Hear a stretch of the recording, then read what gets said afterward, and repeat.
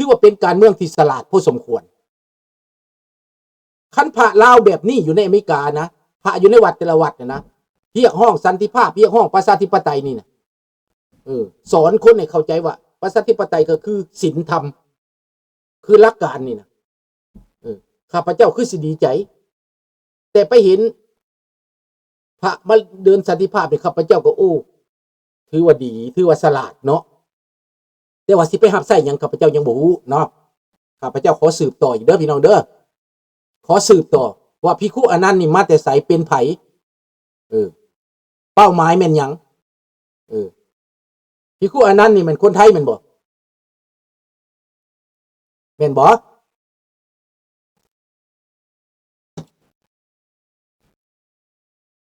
ก็คือบ่ไปเดินสันติภาพอยู่เมืองไทยซั่นคันว่าพระครูอนันต์นี่เป็นคนไทย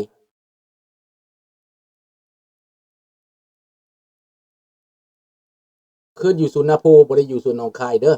เจม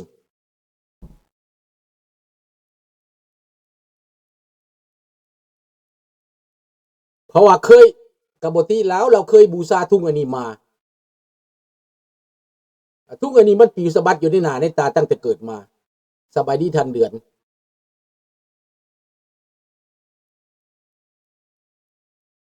ดังนั้นข้าพเจ้าจึงเปิดเผยนี่น้อมจอนให้เข้าใจเด้อน้อมจอนเด้อว่าอเมริกา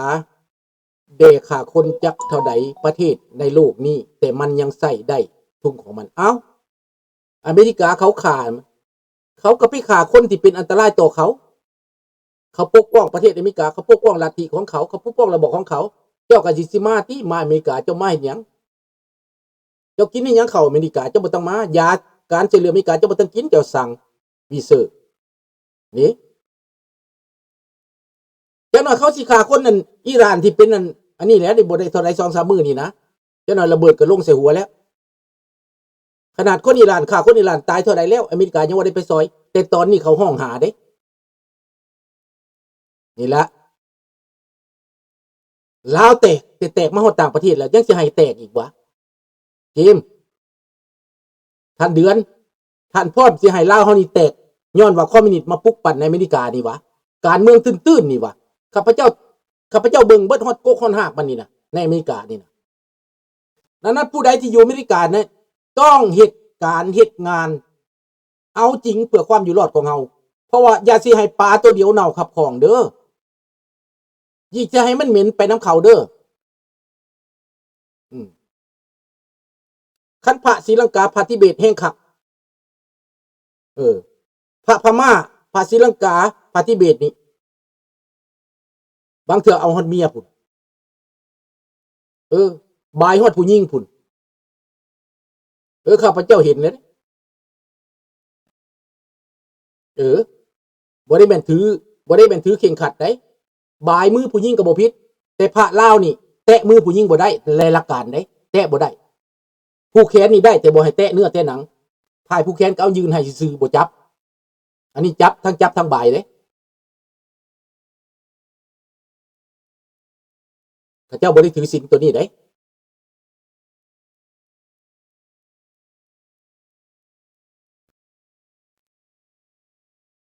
นี่แหละดังนั้นถ้าคนลาวเฮาหักอีตุนกันนะข้าพเจ้านี่ก็เป็นคนนึงที่เป็นวิกติมคนลาวที่หนีมาก็เป็นวิกติมถ้าผู้ใดว่าบ่เป็นวิกติมก็เมื่ออยู่เมืองลาวซะเมื่ออยู่เมืองลาวนำเขาซะแต่ส่วนข้าพเจ้านี่กับระบอบอันนี้ตายเป็นผีก็บ่เอาตายเป็นผีก็บ่ให้กระดูกไปอยู่เมืองลาวให้เข้าใจจังซั่น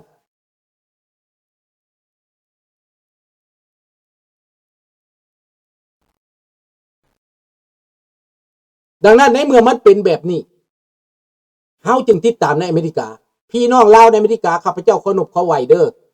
ให้มื่นหูมื่นตาเลยกระเบิ่งคืนว่าก่อนเขาสิเอาเจ้ามาอเมริกานะเขาสัมภาษณ์จนว่าผู้ใดที่ว่ามีญาติพี่น้องเป็นคอมมิวนิสต์ถ้าผู้ใดเคยรับใช้คอมมิวนิสต์เขาบ่เอาอเมริกาเขาขนาดนั้นได้แม่นบ่น้องจันทวีตอนสัมภาษณ์มาน่ะเขาถามเบิด9 ข้อเขาให้เจ้าแม่นบ่ถ้าผู้ใดตึกในกอ9 ข้อก็มาได้เขากันกองขนาดนั้นแหละเขาสัมภาษณ์หลายแล้วหลายครั้งหลายหนครั้งที่1ครั้งที่2เขาสัมภาษณ์จังได้มาได้ เออ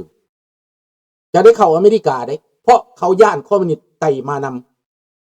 ำอันนี้ไปเบิ่งโลดไปเบิ่งโลดดังนั้นในตอนนี้ข้าพเจ้าเป็นหยัง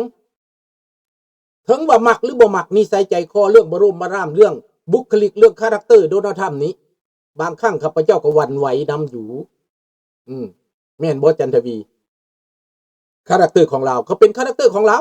บุคลิกของเราแต่ว่าเบิ่งคักๆแล้วมาเบิ่งคักๆแล้วโดนัลด์ทรัมป์นี่นะมีแต่โดนัลด์ทรัมป์เท่านั้นสิไปเฮ็ดให้พวกคอมมิวนิสต์สะเทือนเฮ็ดให้พวกเผด็จการสะเทือนดังอิหร่านจังซี่น่ะดังเขมรจังซี่น่ะดังลาวจังซี่น่ะดังไทยจังซี่น่ะแม่นโดนัลด์ทรัมป์เท่านั้นเวเนซุเอลาจังซี่น่ะก็เป็นคอมมิวนิสต์คิวบาจังซี่น่ะเป้าหมายของโดนัลด์ทรัมป์มันชัดเจนว่าต่อต้านคอมมิวนิสต์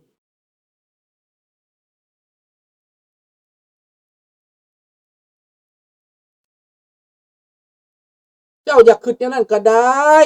อันน่ะวีเซอร์บ่ได้ว่าหยังดอกเจ้าคิดว่าเขาไปเอาแต่น้ำมันน่ะเจ้าคิดว่ารัสเซียบ่มาเอาน้ำมันวะรัสเซียให้เวเนซุเอลาก็ทุกข์ยาก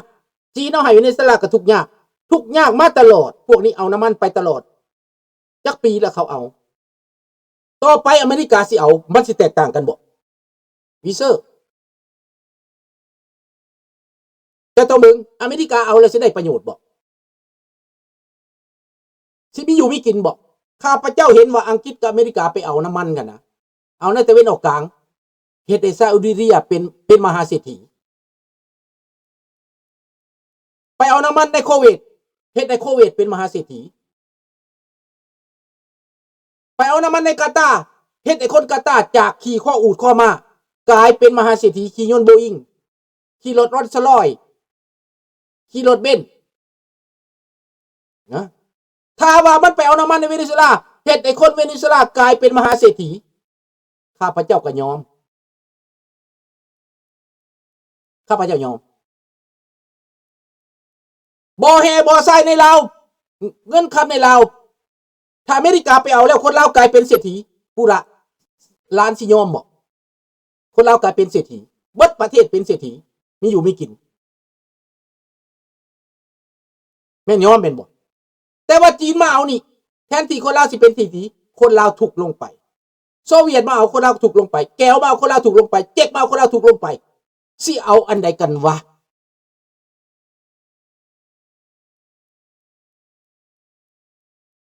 นี่แหละถามว่าพวกเจ้าสิเอาอันใดสิเลือกอันใดถ้าว่าอเมริกาไปเอาน้ำมันจากเวเนซุเอลาแล้วแบ่ง 50% ให้คนเวเนซุเอลามีอยู่มีกิน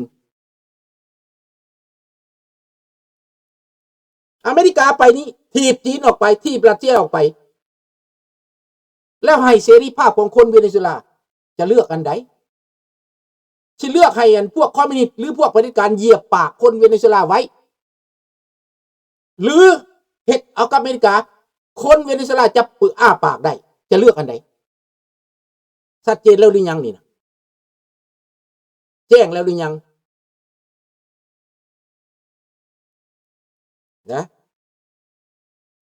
ข้าพเจ้าว่าคันเว้าขนาดนี้แหละยังบ่เข้าใจบ่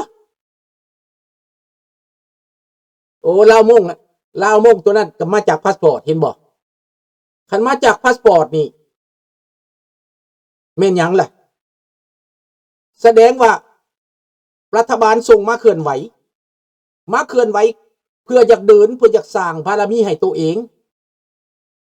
อันนี้ข้าพเจ้าจะแปลไปโลดเด้อข้าพเจ้าไม่ได้แปลใส่ผู้ใดแปลใส่อยากสร้างบารมีให้ตัวเอง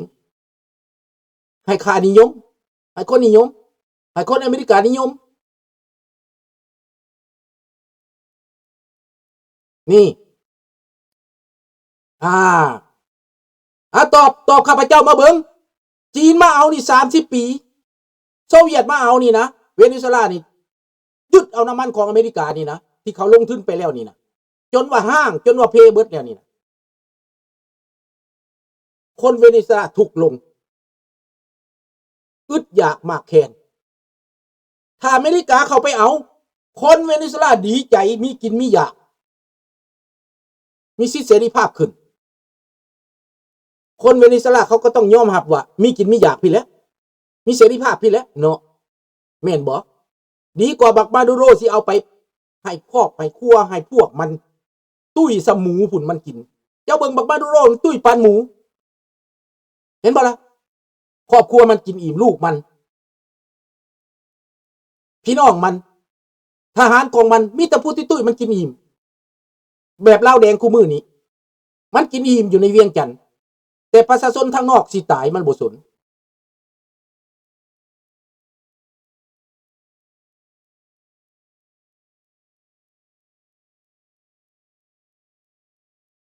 มาพาสปอร์ต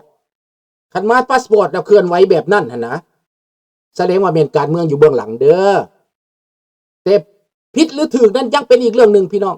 ข้าพเจ้าบ่ได้ว่าผิดข้าพเจ้าบ่ได้ว่าถูกข้าพเจ้าว่าเป็นการเมืองอยู่เบื้องหลังพอข้าพเจ้าได้ข้อมูลจากตำรวจได้ข้อมูลจากหมู่ข้าพเจ้าที่เป็นคนที่อยู่ในระดับดีบอกว่าเป็นการเมืองเนี่ยคนระดับนั้นเขาเว้าเด้อจากอเมริกาได้นี่ได้ข้อมูลมาเมื่อวานนี่นะแต่ยังบ่คักผู้ใดได้ข้อมูลคักบอกข้าพเจ้านี่ครูบาที่ค้าขาดชื่อหยังมาแต่ไสมาปีใดและพฤติกรรมเป็นแนวใดข้าพเจ้าบ่ได้ว่าผิดว่าถูกได้อยากฮู้ข้อมูลนี่มันแจ้ง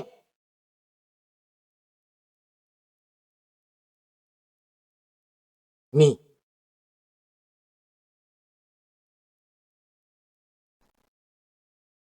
แล้วครูบาที่ว่าภิกขุอีหยังหั่นนะอันนั้นหั่นนะเป็นคนไทยหรือเป็นคนลาวเป็นคนพม่าหรือเป็นคนเขมรหรือเป็นคนศรีลังกา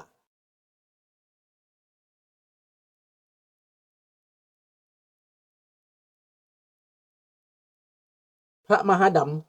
ำได้เป็นมหาคักแน่บ่จบประโยคเก้าเทพบ่แม่นบ่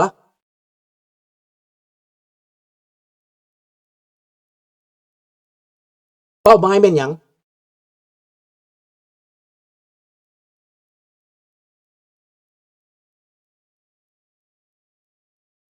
ข้าพเจ้าจะสัมภาษณ์พุ่นนะคันมันมีน่ะเอาFacebook ของมหาดำไม่ข้าพเจ้าเด้อข้าพเจ้าจะสัมภาษณ์เด้อ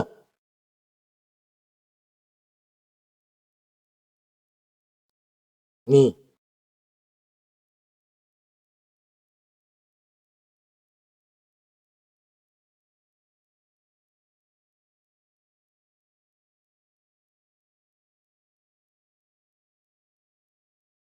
นั่นแหละ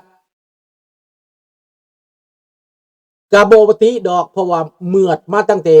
ก่อนสิมาฮู้เมื่อก่อนสิมาฮู้จักนี่ก็บ่แม่นธรรมดาลิงน้อยเราก็สู้มาเด้เราก็เป็นลูกปฏิวัติแล้วทุกข์นั้นก็เอางุ้มหัวมาตลอดชีวิตเราก็ว่าทุกข์อันใดก็ได้แต่ว่ามันสิเป็นไปได้จังได๋เป็นคนลาวนั่นแหละน้องรัตดาวรเป็นคนลาวอุ๊ยเซเวเรแต่เป็นคนลาวนั่นอยากเฮ็ดหยังเป้าหมายนั่นน่ะมาอเมริกามาเพื่อหยังไผแต่งมาไผส่งมาเพราะว่าข้าพเจ้าเข้าไปเบิ่งในอันกรมศาสนาถูกส่งมาให้ไปคือให้ไปโฆษณาส่วนเสือให้ไปสร้างบารมีในอเมริกาให้คนอเมริกาเสือเด้ให้คนในอเมริกาหลงไหลเหมือนนางพระจันดาหั่นแหละเดี๋ยวนี้คนที่มีบารมีคือพระจันดานั่นพระจันดาได้ตายไปแล้วบ่มีผู้จูงใจแล้วบ่มีผู้ตัวคนแล้วพระจันดานี่สร้างบารมีจนว่าตัวเอาเงินคนอเมริกาไปสร้างโรงแรมอยู่อินเดียมันบ่เห็นมาสายเดียวกันบ่นี่ไปสร้างโรงแรมอยู่ในอินเดียเป็น40ห้องพุ่นไหนเอาเงินลาวอเมริกานี่นะ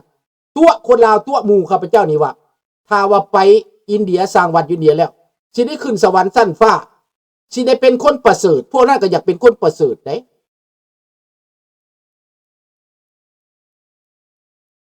ไว้เสวะเด้เห็นบอกข่อยแซ่ไปนะ